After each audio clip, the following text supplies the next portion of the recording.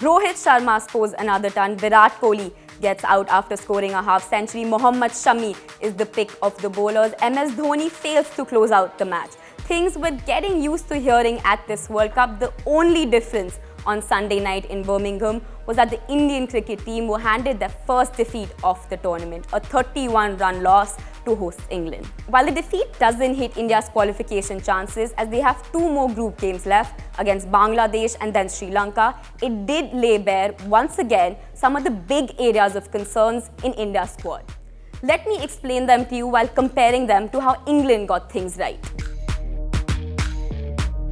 To start, England had opener Jason Roy back from injury after 3 games, and he collaborated with Johnny Bairstow to add 160 runs for the first wicket, the highest opening partnership against India at this World Cup. By the 20th over, they had 145 on the board, and by the time Kuldeep got Roy out for 66, Bairstow had seen enough of the Indian bowlers to maneuver his innings comfortably to his first World Cup century. In contrast, India's new opening pair of KL Rahul and Rohit Sharma lasted just 2.3 overs, with Rahul going for a duck. India may still have a squad of 15, but try as they might, this is pretty much the opening pair they're stuck with for the rest of the tournament, having lost Dhawan to injury.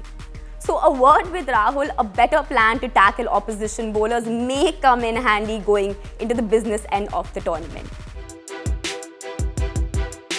Eoin Morgan called it right at the toss and elected to bat first. He did later admit he wasn't sure he was making the right call, but in the end, it worked out just fine for him.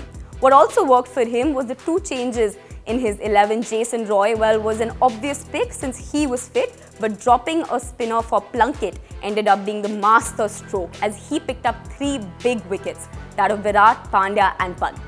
India played Rishabh Pant for Vijay Shankar and persisted with their kulcha, and together the spin pair conceded 160 runs, with Chahal 0 for 88, India's worst bowling figures at a World Cup.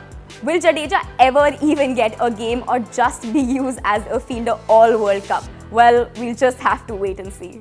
The one forced selection that's worked like a dream for Virat though is that of Mohammad Shami. He's played just 3 matches so far, and his 13 wickets put him in the 5th place in the highest wicket takers of the tournament, most of who have played 7 to 8 matches. Against England, he finished with a fifer, conceding just 69 runs. Now the biggest differentiator, not just in this game but for a while now, India's middle order and more importantly, MS Dhoni's batting has been under the scanner. But chasing a massive 338 did 28 runs in the first 10 overs help India's cause? Why were Rohit and Virat content with diverting for dots? A belief that the tail will finish it off faster, or a fear that they need to last till the end to get the job done? Well, because neither happened, Virat got out on 66 and Rohit on 102.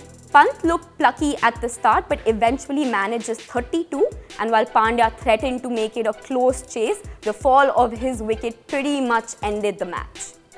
All this while, there was not a single sixer in the Indian innings, just one at the end from MS Dhoni. Now speaking of MS Dhoni, he came in when India needed 112 from about 11 overs. He gave Pandya company when he threatened to run away with the game, but after his wicket, it was yet another Dhoni and Jadhav slow show. While management can go with the England bowlers bowl well line, now may be a good time to reassess the batting plan. Can Dhoni move up to 4? Is too much being left for the end? Should India play Jadeja to utilize his batting skills? Is it time to drop Jadhav? Because while qualifying for the semis may just be one win away, a World Cup trophy eventually is just going to be one mistake away.